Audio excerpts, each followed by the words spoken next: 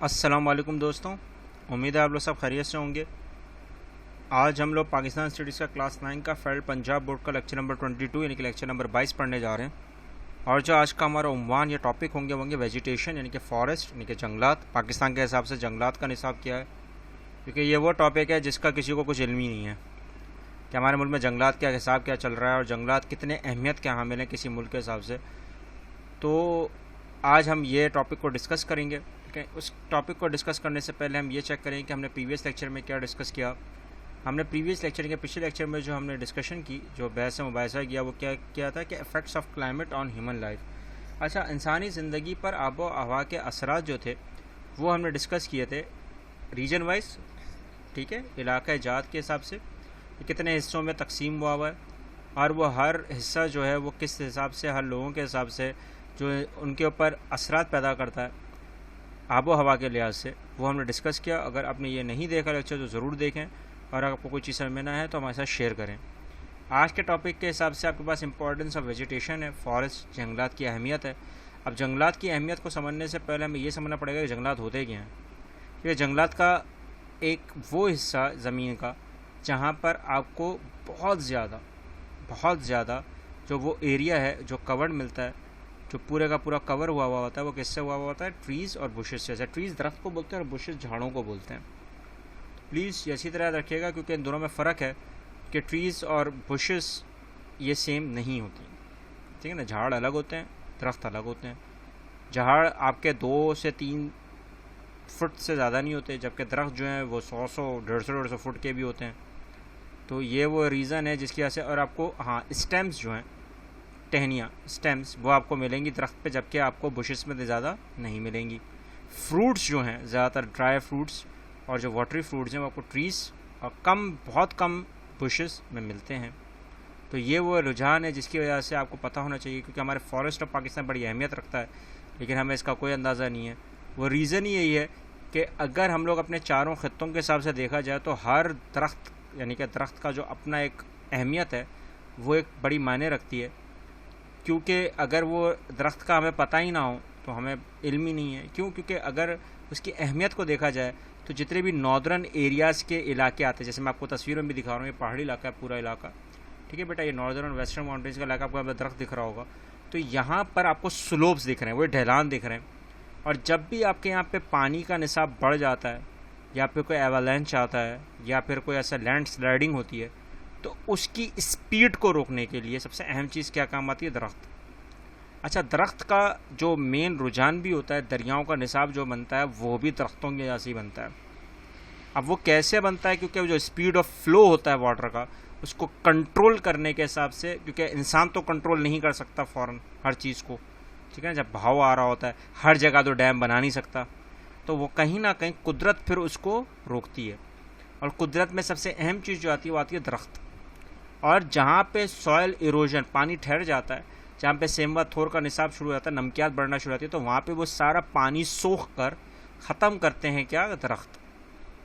और जो वेलोसिटी होती है वाटर की, जो उस वक्त बहुत ज़्यादा तेज़ हुई होती है, उसको कंट्रोल में कर देते हैं। कि हर जगह डैम, हर जगह बंद वगैरह नहीं बना सकते बेटा हम। ठीक है ना, इस बात को समझना। और सबसे अहम काम जो दरख्तों का आता है वो एनर्जी रिसोर्स में भी आता है। ठीक है ना, अब जैसे फ्यूल के तौर पर हम लोग इस्तेमाल करते हैं, घर में भी इस्तेमाल करते हैं, हाउस होल्ड पर्पज़ के लिए अभी भी हम लोग इस्तेमाल करते हैं। क्या करें, वो एक अलग बात है, जलाने के हिसाब से बेटा एक अलग बात है, लेकिन एक फर्नीचर है, हाउस बिल्डिंग है, आपका कारपेंटिंग है, ये सारी चीज़ों पे क्या चीज़ इस्तेमाल होती है? वुड। और वुड कहाँ से आती है? दरख्तों से। लकड़ी आपको दरख्तों से मिलती है।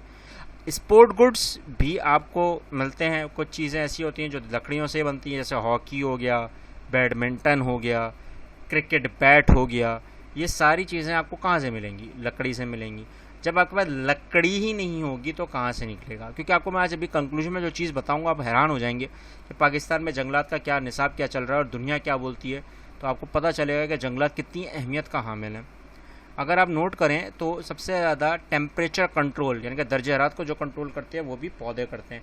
अब एक आपको मिसाल देता हूँ छोटी, कि अगर मैं इंडिया की मिसाल दूँ तो मुंबई है, पाकिस्तान की मिसाल दूँ तो कराची है। यहाँ पे आपको हैवीली डेंसिटेड पॉपुलेटेड मिलेगा एरिया, लेकिन यहाँ पर आपको पोल्यूशन भी उतनी ही मिलेगी। रीज़न? दरख्त नहीं है, गर्म इलाका है, गर्मी रहती है, पता नहीं क्या क्या हम लोग अनाप शनाप अपने मुँह से अल्फाज निकालते हैं, लेकिन उसका कोई हल नहीं निकालते।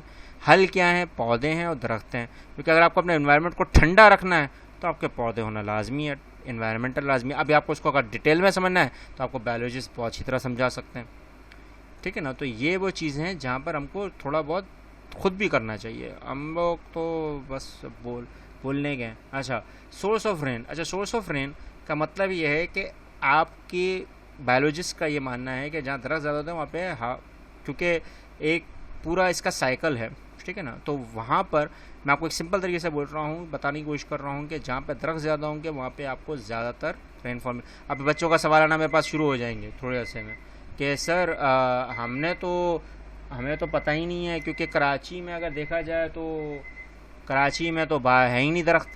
तो जब कराची में दरख्त नहीं है तो बारिश कैसे हो रही है? सही कहा। तो बारिश जब हो रही है तो कैसे हो रहा है? तो अब ये तो अल्लाह की कुदरत है बेटा, अब इसमें मैं कुछ कह नहीं सकता, ठीक है ना। तो बादल आ जाते हैं, जहाँ रुक गए हवा ठहर गई तो वहाँ बारिश हो जाती है। लेकिन जो असल जो एक साइकिल है वो बायोलॉजी का कहना है कि जहाँ दरख्त होते हैं वहाँ पे बारिश ज़्यादा होती है, ठीक है ना। तो इरोजन ऑफ सॉइल मैंने आपको पहले समझाया, सेमवथोर। अब सेमवथोर प्रिवेंटिंग करती है सॉइल इरोजन से, नमकियात के निसाब को कम कर देती है, मेंटेन रखती है, ज़मीन को ज़रख़ेज़ कर देती है, वगैरह वगैरह। अच्छा, फिर आपके पास सबसे अहम चीज़ आती है एग्रीकल्चर का निज़ाम। अच्छा, एग्रीकल्चर के निज़ाम जो बुशेस मैंने आपको बताया ना, हम लोग धनिया पुदीना के नाम तो सुने ही होंगे, एक सिंपल तरीके से बताने की कोशिश कर रहा हूँ। ये वो चीज़ें आती हैं जो बुशेज़ में, और हर्ब्स मेडिसिन के हिसाब से जो आती हैं वो भी जड़ी बूटियाँ वगैरह वो जंगलात और बुशेस के हिसाब से आती हैं। अगर आपने देखा हो तो आर्टिफिशियल लेक्स जो होती हैं, जो बनाई जाती हैं, जो होती हैं, उसके हिसाब से भी आपको झाड़ चाहिए होते हैं और दरख्त चाहिए होते हैं। और सबसे अहम चीज़ जो आपको, अगर डैम नहीं मिल रहा है, ठीक है ना, अगर डैम की शॉर्टेज है आपके पास, तो उसको इंक्रीज़ करने के हिसाब से पानी का जो आपका पूरा ज़मीन को सरखेज़ करके रखे, वहाँ पे आपके अगेन बुशेस काम आती हैं, झाड़ काम आते हैं और आपके दरख्त काम आते हैं। अब एक मिसाल दे रहा हूँ आपको, थल के इलाकों में आपको जहाँ झाड़ दिखती है लोगों का मानना है पानी बहुत ज़्यादा है। क्यों? क्योंकि जाहिर सी बात है, पता चल जाता है। वो रीज़न ये होता है कि जब तक कि पानी नहीं होगा तो वो झाड़ उग कैसे रहा है। तो ये लोगों का एक माइंड मेकअप है, दिखता है लेकिन अपनाना नहीं है। हम लोग तो 20 साल पीछे चल रहे हैं ना दुनिया से, तो पता ही नहीं है। तो ये वजह है। तो अंडरग्राउंड लेवल वाटर चैनल्स हमारे पास मौजूद हैं, वो दरख्तों की वजह से ही हैं। अगर नोट करा जाए तो फिर फॉरेस्ट को अच्छा प्रमोट जो किया था टूरिज़्म। अच्छा, टूरिज़्म पाकिस्तान में अब आया, जब 6ठे नंबर पर आ गया, माशाल्लाह बड़ी बात है, वापस से दुनिया के 6ठे नंबर पर आ चुका है टूरिज़्म पे पाकिस्तान। पता नहीं कैसे आ गया, अल्हम्दुलिल्लाह आ गया अब के दौर में। लेकिन पहले तो ये नहीं पता था कि टूरिज़्म होता भी या नहीं होता है। तो इंटरनेशनल टूरिज़्म की बात कर रहा हूँ मैं। नेशनल टूरिज़्म में तो हम लोग का तो नाम ही, हम लोग तो मरीयत हो अयूबिया वगैरह अकेले निकल जाते हैं। तो नॉर्दर्न और नॉर्दर्न वेस्टर्न माउंटेन्स के इलाकों में जितना भी आपका तनाज़ुब है टूरिज़्म का वो दिखता है। वाइल्ड लाइफ नो डाउट सबसे अहम है। फॉरेस्ट के हिसाब से अगर वो ना मिलें तो मसले मसाइल बढ़ जाएंगे कि हमारे फिर जो हवानियात हैं वो सारी ख़त्म हो जाएंगी। तो ये एक है।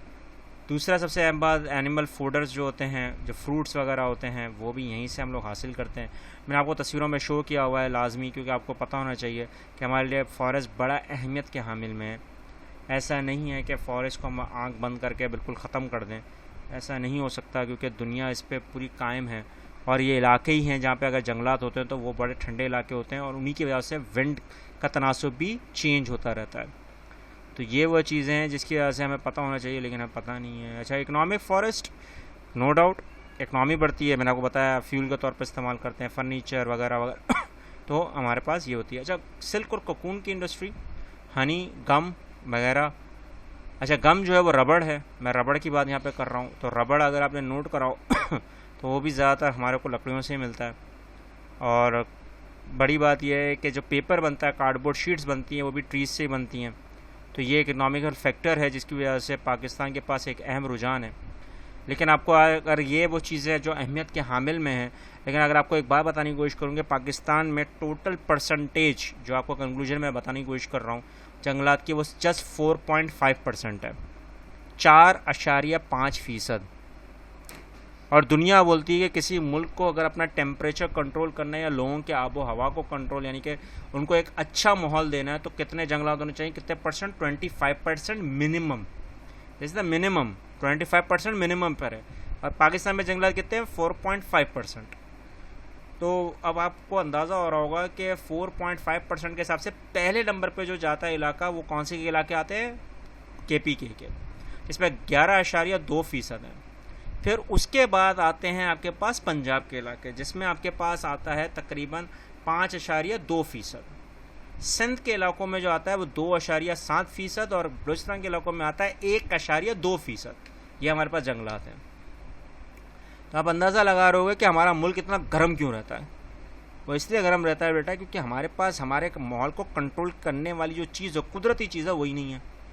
जब वो नहीं है तो हमें पता नहीं है, फिर हम लोग रोते रहते हैं कि गर्मी आती है, यानी क्या क्या होता है, अल्लाह ही रहम करे। मैं इसलिए आपको बताने की कोशिश कर रहा हूँ बेटा कि हमारे बड़े जो है ना, वो जवाब नहीं दे पाते बच्चों को। वो इसलिए जवाब दे पाते, खुद कुछ नहीं करते। जब खुद कुछ नहीं करते तो बच्चों को भी कुछ करना नहीं। वो सिर्फ बोलते हैं कि तुम पढ़ो, पढ़ के एक दिमाग बना लो और आगे कुछ करो नहीं, अमल ही नहीं करो। जब अमल नहीं होगा तो बर्दाश्त करो। AC लगाएंगे, सॉरी माजरत, मगर ये फैक्ट है बेटा, AC लगा देंगे लेकिन अपने माहौल को नहीं सुधारेंगे।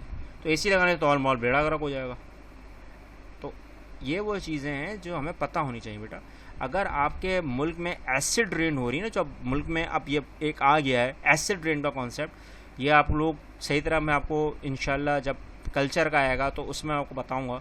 तो वो एसिड रेन का जो कॉन्सेप्ट है वो भी हमारे मुल्क में आ गया, जो ख़तरनाक है, बहुत ज़्यादा ख़तरनाक है, लेकिन नहीं पता।